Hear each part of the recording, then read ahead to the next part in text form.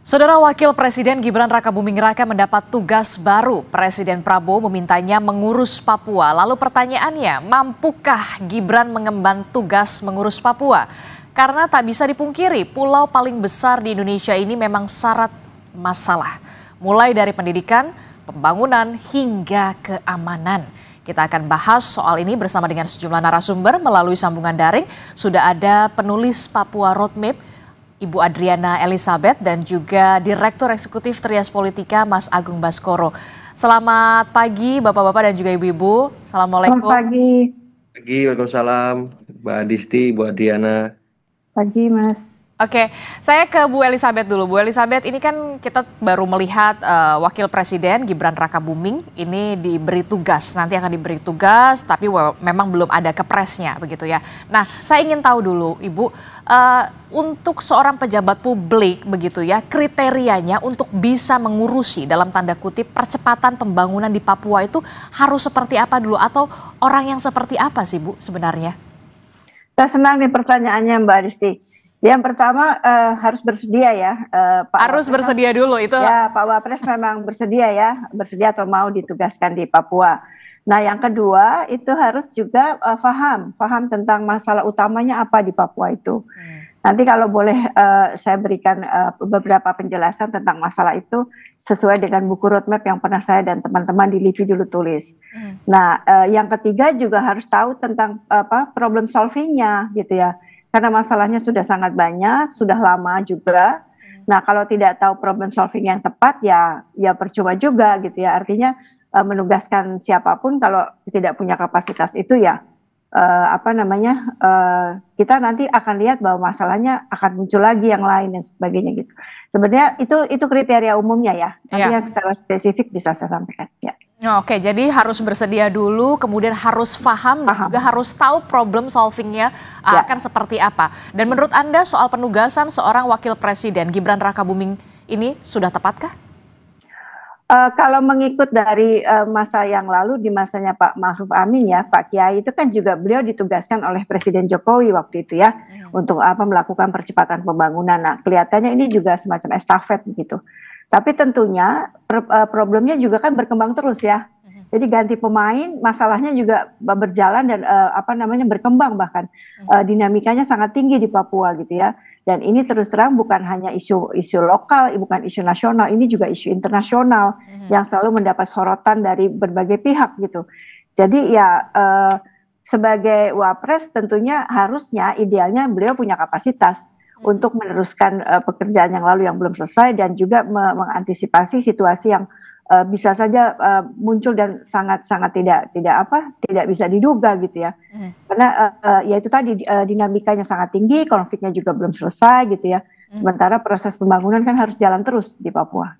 Oke, tadi kan Bu Adriana mengatakan harus sosok atau figur yang punya problem solving begitu ya. Nah, kalau kita melihat permasalahan di Papua ini kan kompleks sekali ya Bu Adriana ya. Nah, bisa dijelaskan secara general begitu ya, dari mulai pendidikan, kemudian bahkan keamanan yang sampai saat ini juga kita masih melihat ada gejolak di beberapa daerah begitu ya di Papua. Nah, seperti apa untuk percepatan pembangunan ini di Papua, khususnya nanti ketika memang sudah benar-benar seorang Gibran Rakabuming ini didapuk untuk bisa memimpin percepatan pembangunan Papua? Kalau dari pembangunan saja ya, sebenarnya kan Otsus itu sudah menjabarkan banyak hal ya. Nah, harusnya itu bisa diimplementasi secara optimal. Tentunya fokus kepada sektor prioritas, yang saya maksudkan di sini adalah pendidikan dan kesehatan. Selama IPM Papua, yang sekarang sudah ada 6 provinsi ya, selama IPM Papua masih rendah, itu berarti kerjanya tidak cepat itu, tidak maksimal lah kira-kira begitu. Nah, itu harus diperhatikan betul gitu, pendidikan kesehatan. Nah, ketika orang Papua menjadi cerdas, orang Papua menjadi sehat, keamanannya harus juga diperhatikan. Jangan sampai orang-orang Papua yang sudah tumbuh baik, cerdas dan sebagainya, kemudian hidup dalam suasana yang tidak nyaman atau tidak aman. Itu juga satu pekerjaan yang sia-sia gitu ya. Nah, intinya adalah problem solving ini, bagaimana situasi ini diperhatikan bukan secara reaktif, tapi secara responsif. Responsif itu artinya secara komprehensif, duduk persoalannya apa problem-problem yang belum selesai di masa lalu dan berdampak pada situasi hari ini, itu apa dan bagaimana ke depannya gitu. Nah, kalau yang dilakukan hanya ya maksudnya hanya formalistik, birokratik gitu ya, karena tidak tahu dasar utama persoalan, menurut saya juga nggak akan selesai gitu ya. Misalnya maaf ya tadi Pak Wapres bisa bilang, ya saya sudah suruh kirim laptop dan sebagainya. Bukan itu persoalan di Papua gitu, bukan fisik gitu ya. Ada satu jadi persoalan perspektif, persoalan ideologi dan sebagainya. Nah itu juga harus ditangani gitu.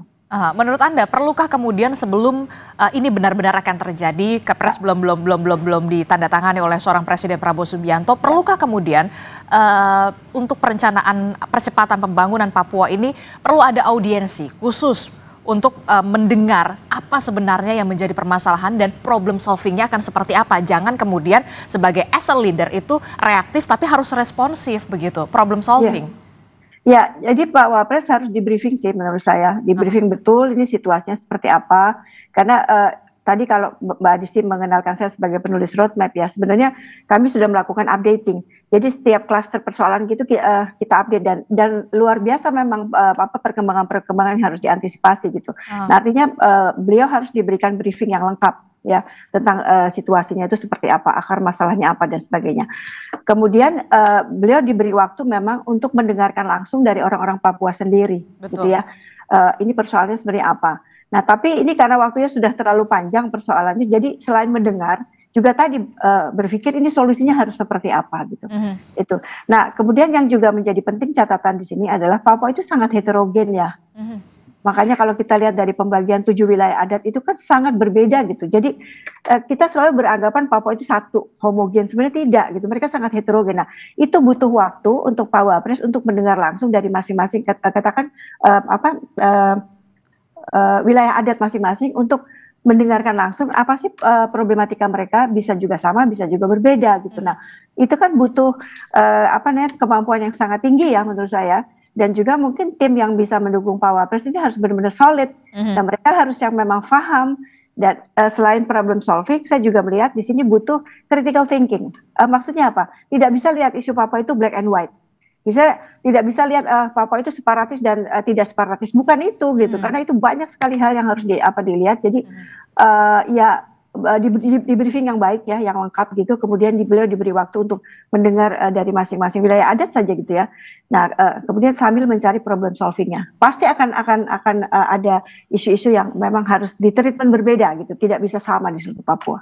Ada treatment khusus berarti ya untuk kemudian bisa melaksanakan bisa dikatakan percepatan pembangunan di Papua ini, problem solvingnya, solusinya harus seperti apa, menanganinya seperti apa, karena harus ada treatment khusus. Nah, saya ke Mas Agung dulu ya, Bu Adriana. Saya ke Mas Agung. Mas Agung, dari sisi politis begitu ya, dari sisi politik kita melihat ini adalah tugas yang bisa dikatakan baru di era Presiden Prabowo Subianto menugaskan Gibran Rakabuming Raka. Seperti yang kita tahu juga Pak Jokowi juga sempat menugaskan wakil presiden sebelumnya Ma'ruf Amin untuk perbankan syariah, perekonomian syariah kalau tidak salah begitu ya Mas Agung. Nah, Anda melihatnya pola-pola semacam ini seperti apa?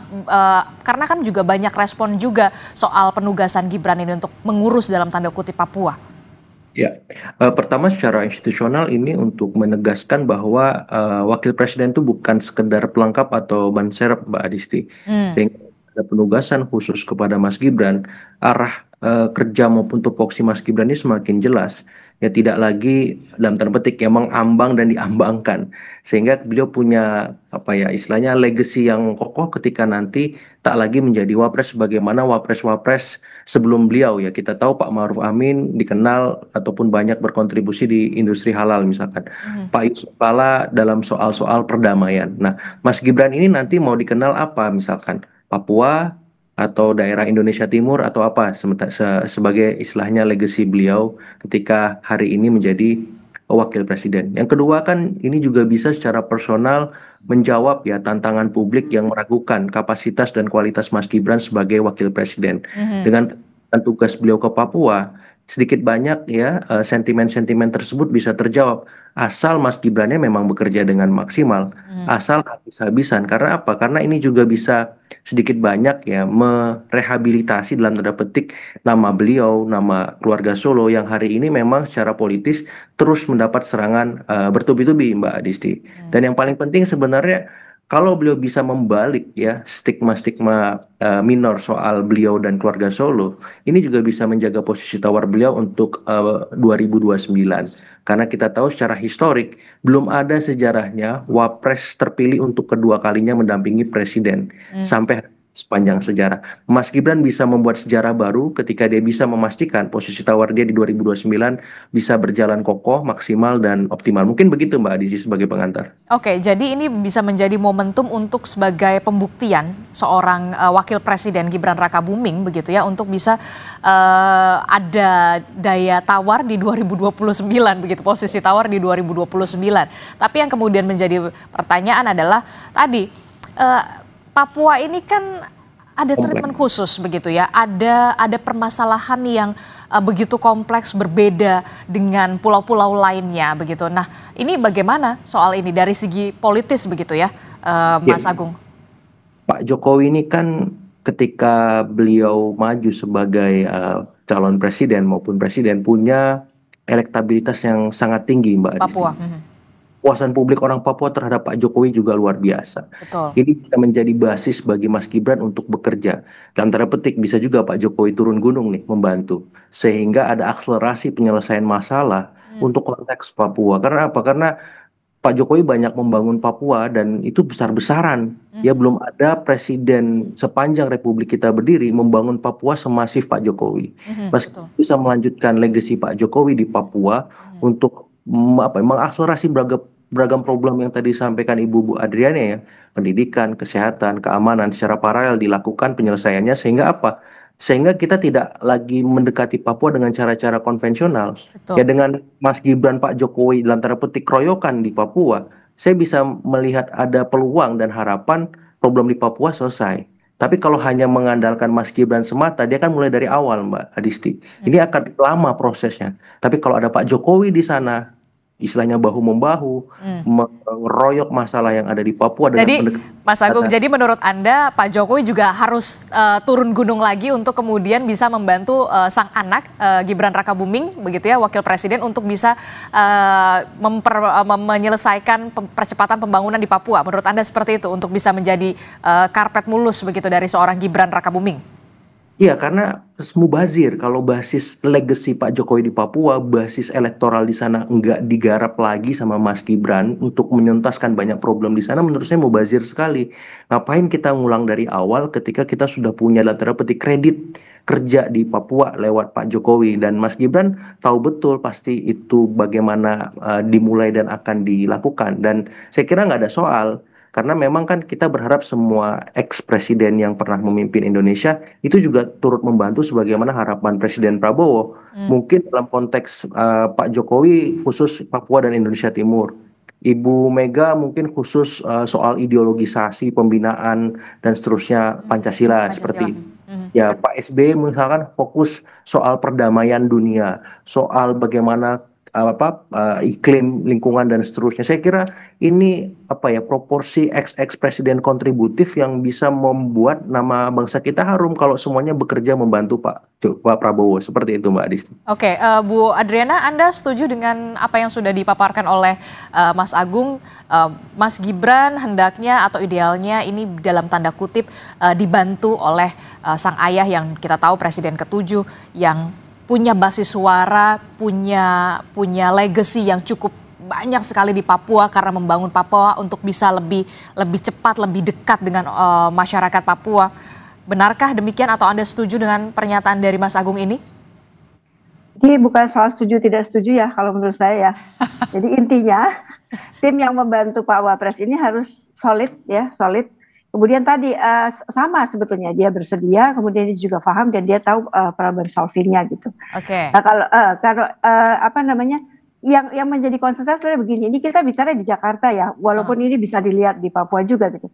Tapi kita belum tahu sebenarnya perspektif Papua tentang penyelesaian itu seperti apa. Jadi jangan seolah-olah kita yang tahu gitu menyelesaikan mereka. Mereka juga harus didengar bagaimana menurut mereka sebaiknya pemerintah membantu gitu, karena itu ada satu kesalahan pendekatan selama ini. Seolah-olah Jakarta atau pusat itu tahu semua tentang Papua. Tadi yang saya bilang, Papua itu tidak satu gitu. Nah, kenapa tidak dibalik? Kita bertanya ke mereka. ya apa namanya sebenarnya pemerintah mau memperbaiki situasi di Papua dan sebagainya ya, memulihkan semua kondisi di sana. Tapi caranya seperti apa ya gitu. Jadi bukan kita menentukan dulu orang-orangnya, tapi kita dengar dari mereka sebenarnya apa. Nah, ketika kita tahu apa sebenarnya problem yang mereka rasakan setiap waktu gitu, baru kita berpikir oke, ini harus kita selesaikan seperti apa. Dan menyelesaikannya juga harus disesuaikan dengan apa situasi mereka gitu. Ini yang selalu saya sebutkan atau saya dan teman-teman di LIPI dulu mengatakan harus dengan cara-cara dialogis gitu. Nah, yang model formalistik, birokrasi ditetapkan dari pusat itu nggak akan selesai juga gitu. Nah, dulu ketika ada tahun 80-an ya, itu kerjasama misalnya Bappenas dengan LIPI ya, waktu itu membantu masyarakat di Wamena. Mereka datang, mereka bertanya, masyarakat perlu apa? Bukannya datang kita membawa sesuatu yang kemudian mereka tidak butuhkan gitu. Nah itu kadang-kadang satu pendekatan yang menurut saya juga, ya ini problem solving lagi ya, kemampuan kita untuk bertanya ke mereka dan kita mengolah yang mereka maksudkan sebenarnya apa gitu. Jadi itu yang menurut saya agak miss selama ini, agak hilang ya pendekatan itu. Kita menentukan orangnya semua dari Jakarta seolah-olah oke, sampai di sana mereka tolak gitu. Bisa-bisa begitu nanti kalau memang kita tidak cukup punya waktu berdialog dengan mereka atau berkomunikasi dengan mereka, bertanya sebenarnya masyarakat maunya apa gitu. Jadi siapapun orangnya di dalam timnya Pak Wapres, saya tidak peduli gitu ya. Intinya kriteria itu yang harus muncul justru. Kalau siapa dan sebagainya itu urusannya Mas Agung deh. Kalau saya lebih karena saya melihat situasi di Papua ini udah very kompleks gitu ya, dan itu tadi yang saya bilang setiap waktu dia juga berkembang gitu, masalah berkembang, dinamikanya sangat tinggi. Nah ketika ada satu peristiwa yang kemudian kita akhirnya sikapnya itu tadi reaktif karena kita tidak pernah berpikir komprehensif untuk isu-isu di sana gitu. Oke, penting sekali as a leader itu untuk bisa mendengar apa yang diharapkan, apa yang dibutuhkan. Betul. Masyarakat Papua di sana seperti apa sebenarnya begitu ya. Ini yang kemudian harus benar-benar didengar oleh figur atau sosok yang akan memimpin percepatan pembangunan Papua. Namun kemudian pertanyaan selanjutnya adalah banyak sekali keraguan publik terkait dengan sosok Gibran yang kemudian ditunjuk untuk memimpin percepatan pembangunan Papua. Nanti kita akan bahas usai jeda. Tetaplah bersama kami di Sapa Indonesia Pagi. Kami akan segera kembali.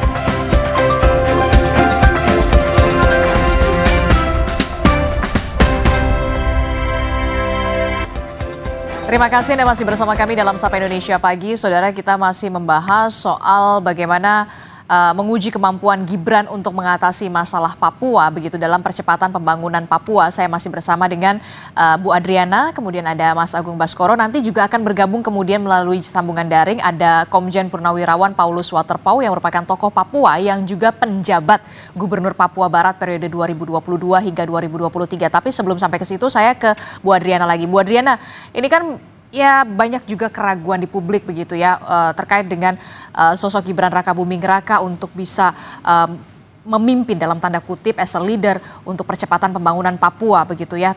Kalau kita lihat sosok di belakangnya Joko Widodo yang punya legacy yang cukup banyak, bulak-balik sering dulu pada saat itu ke Papua begitu ya, banyak sekali yang ia bangun di sana. Apakah akan lebih mudah ketika pendekatan itu juga diikutsertakan seorang Joko Widodo bersama dengan sang anak yang saat ini menjabat sebagai Wapres saat ini? Kita bisa buktikan nanti lah kalau misalnya pun itu dilakukan gitu ya. Tapi begini, memang keberhasilan Papua dalam konteks pembangunan infrastruktur itu sangat masif ya di masa Pak Jokowi. Itu banyak pembangunan fisik yang bisa kita lihat secara kasat mata lah. Itu tidak bisa dipungkiri, dan itu juga membantu misalnya pergerakan ekonomi misalnya karena jalan lebih lancar, kemudian banyak bandara dibangun, ada pelabuhan dan sebagainya. Itu memang membantu sebagian pergerakan ekonomi di Papua. Tapi juga pada saat yang sama ketika di masa Pak Jokowi ya, maksud saya itu situasi konfliknya juga tidak bisa diatasi tuh. Bahkan siklus kekerasannya meluas gitu ya, meluas dan intensitasnya semakin tinggi. Nah artinya mungkin kita bisa menyimpulkan bahwa pembangunan fisik, infrastruktur dan konektivitas lah itu tidak cukup ya untuk Papua, karena memang masih ada daerah-daerah yang secara serius harus ditangani penyelesaian konfliknya gitu. Nah konflik sendiri menurut saya tidak akan habis sama sekali, tapi minimal atau bukan minimal, yang harus dilakukan adalah mengurangi sifat-sifat atau nuansa-nuansa kekerasannya. Kekerasan ya artinya kontak tembak itu bagaimana itu diselesaikan gitu. Sementara kalau kita lihat secara lebih mendalam, konflik itu juga terjadi karena ada jual beli senjata api secara ilegal misalnya. Itu kan problem tuh di Papua. Jadi kalau kita bicara ada infrastruktur bagus dan sebagainya, kemudian daerah konfliknya tidak teratasi dan juga itu berdampak kepada kehidupan sosial masyarakat. Banyak pengungsi sekarang di Papua, ya. Walaupun kalau kita bicara jumlah pengungsi, kita jangan bandingkan jika dengan jumlah penduduk Indonesia yang 280 juta ya. Karena untuk Papua, misalkan satu kabupaten itu mungkin tidak sampai 100.000. Kalau misalnya satu kampung mengungsi 100.000, berarti kan di kampung itu kosong. Artinya numbers itu bukan persoalan di Papua lebih sedikit dari di tempat lain, tapi itu memang benar-benar mengubah hidup mereka secara total. Konflik itu membuat mereka harus keluar dari kampungnya, akses pendidikan kesehatan tidak ada. Nah, problematika ini yang sama sekali belum tersentuh di masa Pak Jokowi, dan saya berharap di masa Pak Prabowo di bawah Pak Wapres mungkin ini bisa diselesaikan gitu. Karena kalau misalnya masalah pengungsi tidak diselesaikan, itu akan jadi sorotan di mana-mana itu. Iya. Nah, itu jadi kalau pendidikan kesehatan saja sulit kita percepat gitu ya. Bagaimana dengan situasi di daerah konflik yang justru akses itu sama sekali tidak mereka dapatkan gitu. Nah, ini menurut saya ini tantangan yang sangat berat ya menurut saya untuk menyelesaikannya.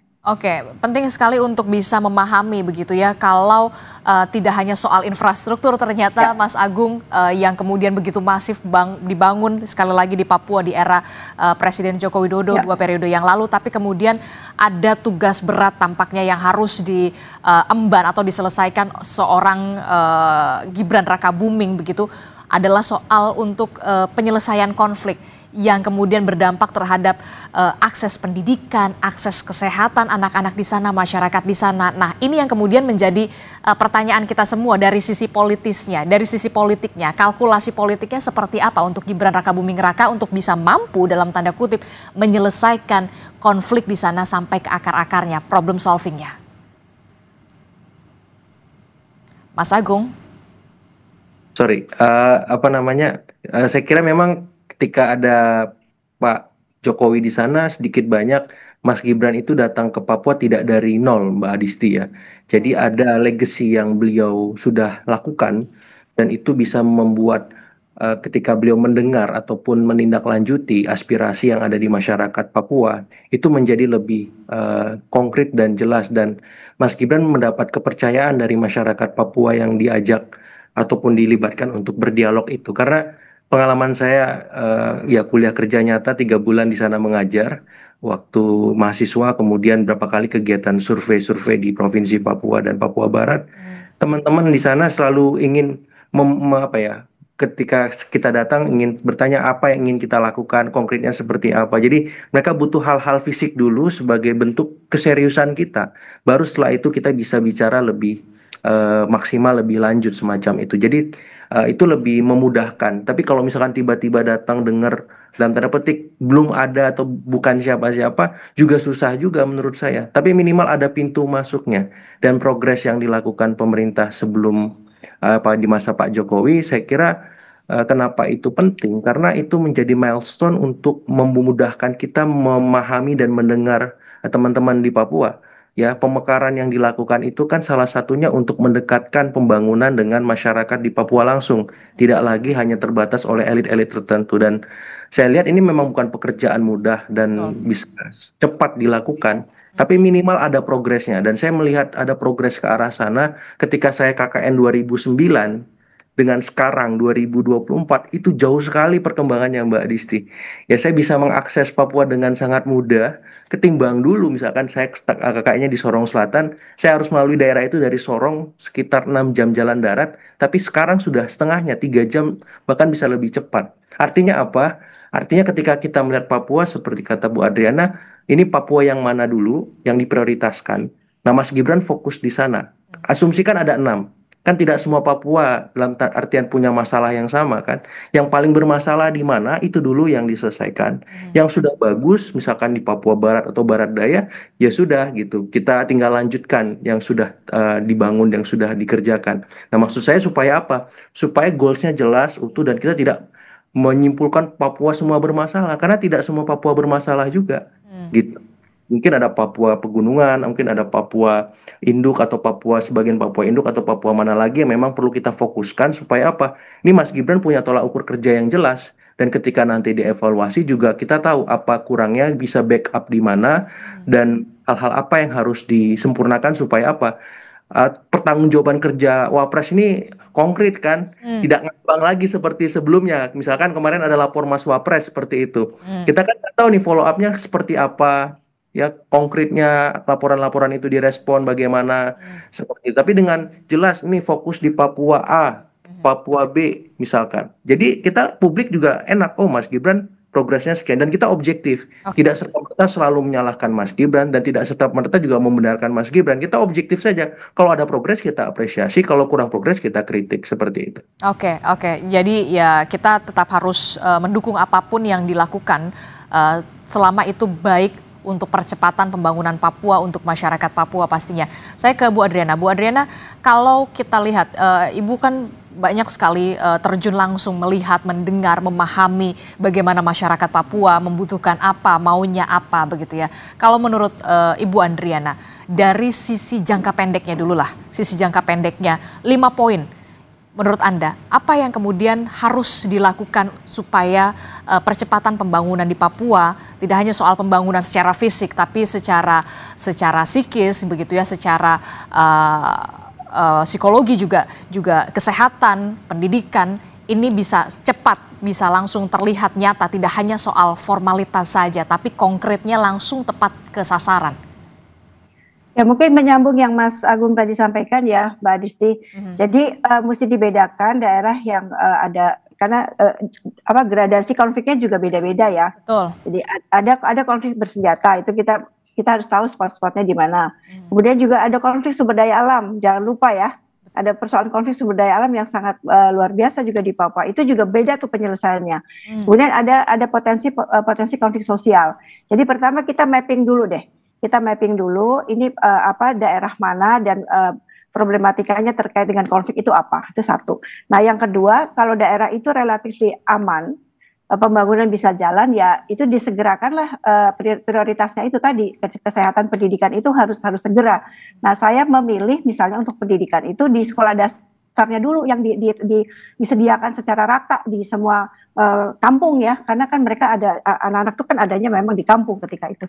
Baru kalau SMP nanti mereka ke distrik dan sebagainya gitu. Kemudian fasilitas kesehatan juga.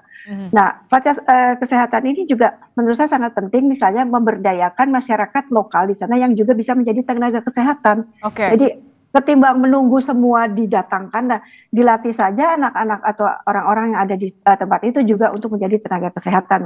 Supaya mempercepat juga di sana ya tenaga kesehatan. Betul. Nah, Oke, kita tahan dulu Bu Adriana. Tahan dulu Bu Adriana. Kita langsung dengarkan sebenarnya apa yang dibutuhkan masyarakat Papua, apa yang ingin difahami oleh masyarakat Papua bersama dengan Komjen Purnawirawan Paulus Waterpauw yang merupakan tokoh Papua yang juga kita tahu sebagai penjabat Gubernur Papua Barat periode 2022-2023. Selamat pagi Pak Paulus. Selamat pagi Pak Paulus. Masih di mute? Mic-nya. Halo. Oke, siap. Ya, selamat pagi. Sudah terdengar Pak Paulus. Pak Paulus, Anda sebagai tokoh Papua dan juga pernah menjabat sebagai penjabat Gubernur Papua Barat periode 2022-2023. Sebenarnya karakteristik dari Papua sendiri untuk bisa mempercepat pembangunan Papua, apa yang harus dipahami seorang leader di sana nantinya untuk bisa memimpin percepatan pembangunan Papua di sana, dan apa sebenarnya yang menjadi harapan dan keinginan dari masyarakat Papua itu sendiri sebenarnya? Iya, Mbak, selamat pagi dan Assalamualaikum warahmatullahi wabarakatuh. Shalom untuk kita semua. Saya sedang di Manila nih. Oh ya, oke. Silakan. Tapi mudah-mudahan bisa terjawab ya. Saya juga ucapkan selamat pagi untuk Bu Adriana dan juga Pak Agung. Prinsipnya di Papua, masyarakat masih sangat mengharapkan keikutsertaan atau campur tangan pemerintah, baik daerah maupun pusat ya. Itu satu. Yang kedua, masih banyak problem-problem sosial yang nampaknya itu perlu menjadi fokus perhatian daripada negara dan pemerintah, khususnya baik yang tadi saya sebutkan, baik dari pusat maupun dari daerah sendiri. Di sana kemiskinan ekstrim masih ya membayang-bayangi kehidupan masyarakat kita di lingkaran luar daripada perkotaan ya. Pendidikan masih perlu, kemudian juga kesehatan. Tadi ada pendapat dari Mas Agung, Bu Andriana juga demikian. Saya berharap persoalan kemiskinan ekstrim itu menjadi titik penting permasalahan untuk menghilangkan berbagai persoalan yang ada di tanah Papua. Karena apa? Kita jujur saja sekarang ini kan, sampai sekarang kan ada banyak kebijakan, tetapi kita tahu bahwa tenaga kerja belum terserap dengan baik. Mereka yang baik lulusan dari berbagai sekolah-sekolah penting di negara ini maupun dari luar negeri, kembali ke daerah belum dapat kerjaan yang layak. Mereka hanya menunggu kapan bisa diterima sebagai pegawai negeri, kapan ada pembukaan pendaftaran untuk sekolah-sekolah instansional, dan juga pegawai instansi seperti TNI, Polri, dan lain sebagainya. Jadi tumpukan harapan itu ada di pekerjaan. Karena apa? Ketika dibukanya ruang untuk memberikan kesempatan bagi terutama anak-anak kita, generasi muda kita, maka sedikit demi sedikit potensi yang kita kenal Papua sebagai daerah konflik ya, itu saya pasti yakinkan bahwa itu akan tertangani dengan baik. Saya dengar tadi Mas Anu hubungi saya bahwa dari Kompas bahwa rencana Pak Wapres akan ke sana ya. Saya setuju sekali, mendukung sekali, karena apa? Biarlah 6 provinsi yang sekarang sudah dibijaki oleh pemerintah pusat itu tidak lari ke Jakarta dulu, tetapi diselesaikan, atau semua problem-problem dari daerah-daerah kabupaten ya, mulai dari desa, kampung, kemudian juga distrik, kabupaten, dan antar batas-batas wilayah adat dan juga antar kabupaten, antar batasan pemerintah itu tertangani dengan baik, terselesaikan dengan baik, sehingga ongkos murah tetapi juga efektif bisa dirasakan hasilnya. Saya pikir itu. Oke, saya tertarik sekali soal kemiskinan ekstrim yang kemudian kita tahu banyak sekali terjadi di wilayah Papua, begitu, yang menurut Pak Paulus menjadi akar titik permasalahan awal yang ada terjadi di Papua. Kemiskinan ekstrim inilah yang kemudian menjadi prioritas utama yang harus segera diselesaikan, termasuk soal lapangan pekerjaan, kesempatan lapangan pekerjaan. Nah, menurut Pak Paulus, butuhkah atau seberapa urgensikah kemudian seorang wakil presiden Gibran Rakabuming Raka untuk bisa berkantor di Papua, untuk bisa segera mengurusi ini secara total, komprehensif? Iya, tadi saya singgung sedikit tentang jarak ya. Mbak, kita di Papua, perjalanan ke Jakarta untuk berkoordinasi atau katakan minta mohon arahan dan petunjuk itu 2 hari, perlu waktu 2 hari. 2 hari? Ya, kita berangkat 1 hari full, karena 5 jam sampai 7 jam ya perjalanan. Jadi kalau kita menggunakan pesawat ya, itu dari kota yang memang terdekat dengan bandaranya, belum dari wilayah-wilayah yang jauh, harus mereka mendahului dengan perjalanan awal ya. Itu bisa 1 hari, prinsipnya 1 hari, 2 hari kembalinya itu. Artinya 2 hari menurut saya itu, kalau seandainya ada pejabat setingkat Bapak Wapres ataupun presiden sekalipun yang berikan ruang di Papua atau berada di Papua dalam batas waktu tertentu, saya pikir itu sangat efektif untuk mengakomodir berbagai aspirasi yang datang dari kota, kabupaten, sampai ke bawahnya, dan juga dari provinsi-provinsi yang sekarang sedang dimekarkan itu. Saya pikir itu. Terus yang berikut, memang persoalan kemiskinan ekstrim itu sangat terasa ya. Bolak-balik kebijakan itu diberikan, tapi sifatnya hanya temporary dan tidak menyelesaikan persoalan. Kenapa demikian? Karena saya melihat ada banyak akar-akar masalah, misalkan persoalan sosial ya. Ibu hamil itu mereka kadang-kadang karena usia muda ya, terpaksa harus menikah. Ada kadang-kadang karena adat budaya ya, mereka harus mengikuti orang tuanya untuk menikah muda, sehingga tidak memiliki pendidikan yang baik, putus sekolah, sehingga mereka tidak mampu memberikan pembelajaran atau menyiapkan diri mereka sendiri sebagai pengantin ataupun keluarga muda untuk menyiapkan anak-anak mereka lahir nanti dalam pendidikan-pendidikan dari awal sampai dengan jelang pendidikan lanjutan, termasuk penghasilan yang mereka harapkan. Mereka tidak punya. Ya, paling kalau yang ada itu di sekitar tadi saya bilang perkotaan ya, itu pasti mereka akan berusaha semaksimal untuk bisa mendapatkan penghasilan dengan berbagai cara begitu. Tapi lebih dari batas kota saya pikir sudah sangat jauh tertinggal di situ. Oke. Berarti Anda melihat lebih efektif ketika seorang wakil presiden Gibran Rakabuming ini bisa berkantor di Papua begitu untuk bisa terjun langsung begitu ya melihat. Iya, Mbak. Dulu sudah pernah waktu periode Pak Jokowi sudah pernah ada lokasi yang disediakan oleh. Sudah ada lokasinya? Sudah ada di Skou perbatasan dengan